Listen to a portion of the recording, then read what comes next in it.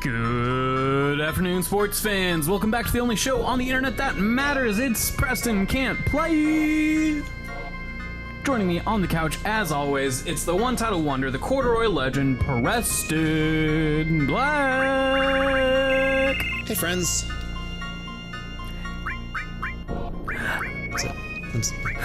And sitting just to his right, it's the cowboy, the cowboy, the closed caption. Here, man, it's been a while since I've introduced myself. Who am I? 100 pounds of pure, glistening fantasy.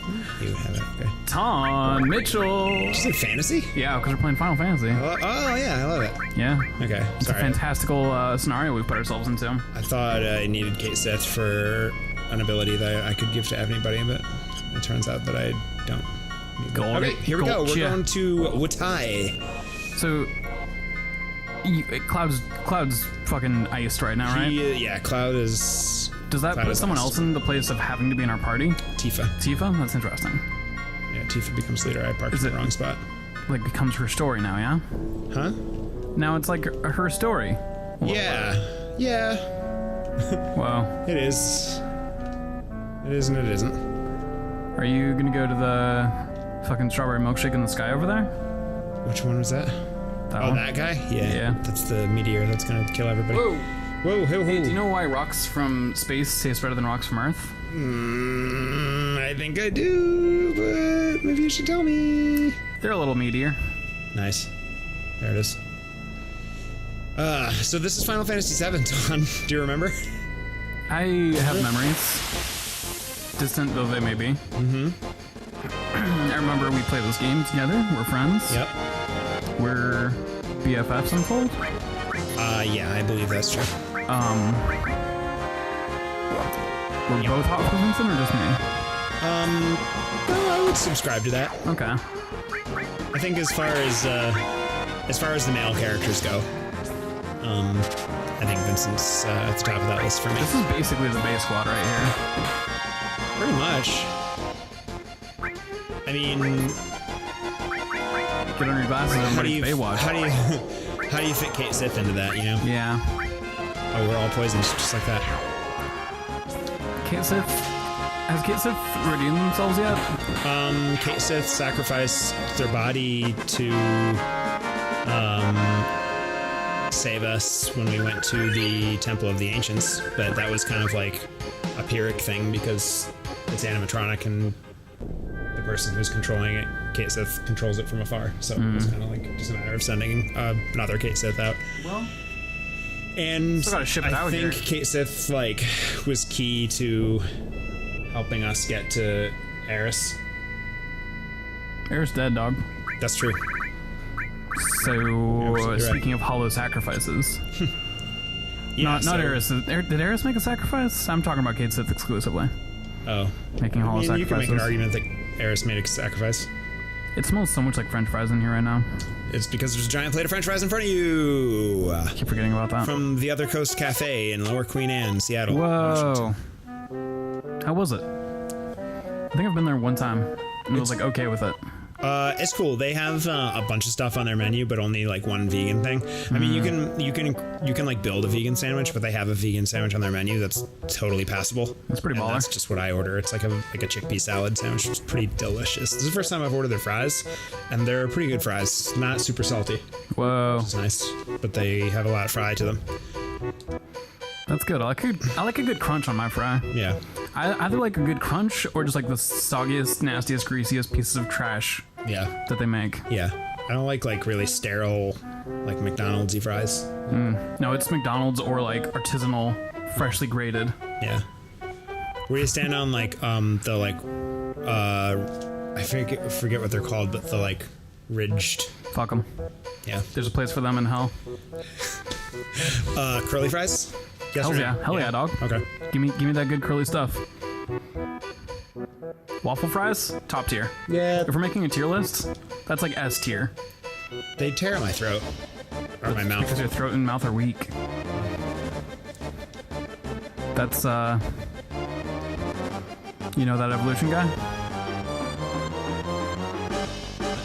The Darwin. That's Darwin's theory at work. I was like Professor Xavier. That's Darwin's theory at work. You're too weak for the waffle fries. You know what? I'm gonna make a tier list of fries right now. S tier, waffle fries. Wow. A tier, plain. A tier is like straight cut fries, but like I said, they either have to be like top, high level artisanal, freshly heated from the potato to the fryer. Well, not really, because that's not how you make fries. And then also like the most trash garbage McDonald's fries. B tier, that's curly fries. C tier is those weird like zigzaggy rigid fries. And then F tier is like any frozen fry. Any fry you can... Baked fries is really what I'm trying to say. Yeah. Anyone who bakes fries, that's F tier. Yeah, I mean, that's like a you're eating at home kind of thing. Like, we get Alexis a lot. They're pretty good. They're seasoned really well. Like, they don't taste like starchy garbage. But yeah, I'd much rather have like fried fries. You forgot one very important thing on your list, and okay. I'm gonna throw a wrench in your works. Let me take it back. You know what? Before people have a chance to comment, okay. Curly fries are A tier. Those other A tier fries are B tier. Continue. Okay. Sorry. It's all good. So I think, you know what? I don't think this is going to mess you up so hard. I'm pretty sure you're going to be able to slip this right in. Mm-hmm. But it is an oversight, and I feel like it needs to be corrected. Okay. Shoot. Potato wedges. Potato wedges. C tier. Wait, are we talking wedges where it's like a quarter, like almost like a pickle spear? Yeah. Yeah, that's like D tier. Like, that's D tier, not quite F tier, but like that's D tier. Not like what do I call them? Jesus. It's been a long time. Potato skin? Potato skins, yeah. No, that's a different thing entirely. About, yeah. However, onion rings, B tier. Oh, on the fry list? Yep. They count as fries? Yep. Okay. What about tater tots? C tier. Hash browns. No longer fries. That I can't. That's a different thing. I can't get hash browns on the side of my burger. You know. I'm just establishing the rules. But if it's a breakfast burger, you can get them on top. Whoa. Sweet potato tater tots are above regular tater tots, so they're gonna be, what is that, B tier? Oof. What about like real Frenchy stuff like broccoli tots and things like that? You know, it's really hard to say. Those are a case-by-case basis, which is also a lot of those are going to be the frozen variety too, so it's kind of like exactly. You know, when you're building a tier list for a fighting game, there are going to be situational heroes who are, you know, in certain matchups can't be beat, but other times just like not great. And so because of that, I think those are going to land in around the D tier for me, because I can't order a broccoli tot and know it's going to be good. That's true. I can order a broccoli tot and be like, holy shit, this is delicious. I need to eat this every day until I die. Yeah. But I also might get one that's like, oh god, why did I do this? I'd rather just eat nothing. Yeah. So I have an important question for you, and this is gonna it's related to the game. Whoa, not about fried food. Sorry. Okay, bring me back. So what just happened is that Yuffie stopped us and was like, oh, things are gonna get really tough. Mm-hmm. And then we got ambushed by some Shinra soldiers. Whoa. And Yuffie beat feet. Beat feet? Yeah, she bailed on us, and also she stole our materia. Whoa. Barrett had automatically joined the party after that happened. But I mean, is that cool with you? Are you down with keeping Barrett around, or I want to go find we need people. Well, right, but that's part of the thing. We need people who can function without materia. So Vince is fine because he has fairly strong attack, but like Kate Sith probably wouldn't do. Red 13, meh. Sid's a good choice. So, but like, is it just an opportunity to change our? You know, this is challenging. Strat here. Barrett hasn't been in the party much, but I don't think Sid's been in the party at all, and I think I'd like to see them. Okay. Is that okay with you? But we're keeping Vincent. Vincent stays. Okay. Vincent and Tifa stay. Yeah, we'll rock Sid. I think everyone's. I don't feel like I've seen Sid in action, so I'm intrigued to do so. We've not really used Sid at all. What's Sid's class? He's like a dragoon. Ah, ooh, I'm into that. Yeah. Jump is like one of his limit breaks. Whoa. I love Sid so much more immediately. Are you into dragoons? I am into Freya from Final Fantasy IX. That's fair, that's fair. Okay. And our beloved friend Charles Robertson liked to play dragoon on Final Fantasy XIV. I don't know anything about that. Final Fantasy 14? Yeah, I know that it exists. I just didn't know. I've been listening to a podcast called Waypoint. That's really good. It's got a bunch of... It's discussion on video games from a bunch of people who write about video games, actual games journalists, who are all queer persons of color. Okay. So it's bringing a lot of perspective. It's not just like hyping up the next Call of Duty game. Sure. Oop. And one of their writers, Austin Walker, has been working through Final Fantasy XIV from the beginning, and it's been really interesting to listen to his journey through, because I guess, like, vanilla Final Fantasy XIV is really not awesome, but everyone says, like, yeah, it sucks, but you have to play through. Once you get through that, you're gonna love everything else in this game. So listening to him, like, trudge through stuff, yes, it's kind of dope looking. Yo, did we sleep on Sid? Wow, I think I was just too hyped about everyone else in the party at the time. But There's a lot of good characters. There's a lot of good characters in this game. That's the hard part about any RPG that makes you choose your party. Yeah. But just hearing him talk about like how challenging it is to like find anything redeemable or enjoyable in the vanilla game, but it's also going to be like 60, 100 hours, and then it gets good. So he's told.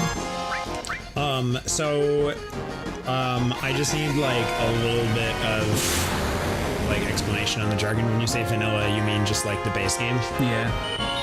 So the base game without any expansion packs. Right. So I mean, they release Final Fantasy XIV,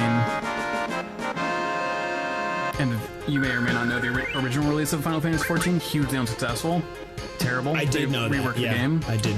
So that's the original release, and they actually like destroyed that world, and that was like Final Fantasy XIV patch 1.0, basically. Uh-huh. Final Fantasy XIV patch 2.0 is what's called Final Fantasy XIV Vanilla, but then there's a bunch of patches in there that add stuff like balances, maybe some side quests, all that stuff. If you've already paid for Final Fantasy XIV, you're gonna get that stuff. But then expansions come out, and I forget their names. They're like Heaven's Word, Blood Diamond, Tomorrow Never Dies. Sure. I forget. I'm not in the canon, so. These guys are cute. Yeah, they're fun. What are they called, do you think? I like the colors on their backs. Vaporwave Wizards. Okay. Tall Vault. Tall Vault, huh? You were close. Wasn't far off. Yeah. Tall Vault? I'm having a little Think bit they of... can jump high? Who knows? I think they just like throw darts at a word board for these enemy names. Yeah. I'm having a troublesome time here because I've lost all of my magical healing abilities, and I don't have any passable, consumable healing items because I haven't really been shopping. I remember why I didn't like Sid at first. Because he was shitty to his girlfriend. Yeah. That was why. Yeah. I wonder if my items are just like organized in a really poor way. You know, custom organization of inventory, don't take it for granted. I mostly, like There a it year is. ago, and then recently Wow, I came back to poke at it, playing Y2K, a postmodern RPG, which is just, like, it's an RPG in the vein of something like Mother or Earthbound, Okay. where it's like weird and kind of surreal. I love it. It's a lot of fun. I haven't finished it. The combat's interesting, and you're going to be surprised that I like it because it's all QuickTime events. But each character has their own QuickTime events, so it almost feels like I'm playing this mini game to make this character attack, and it's always the same for each character or for each attack type. Okay. Anyway, you can't customize the inventory in that game. So if you're in a fight and you want to use an item, you have to scroll through all your weapons, all your armor, all your healing, all of your, like your one-use like stat boost stuff. Is it real time? No. So then there's that, I guess. You have the time to dig through, but it's so obnoxious when you're trying to get through a fight or just keep falling into Right. encounter after encounter, and it's like, God, just let me organize this, please. I hardly ever do that unless I'm like in a situation. Hey, Chad. Unless I'm in a situation where like I know I'm gonna need a certain item like quickly. I hardly ever use custom inventory arrangement. Well, less about wanting to customize it fully and more of just like an auto sort, Yeah. because I want all my healing to be in the same spot so that I can decide, do I want the plus 30 health or the plus 50 health?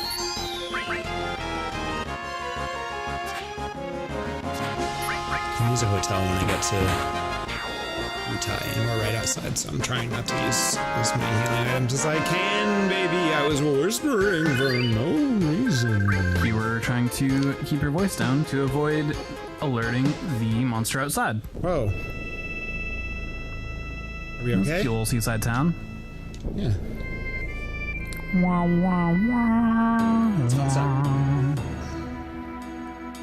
Is this gonna go through automatically? Just a little bit of text. That's it. Cool.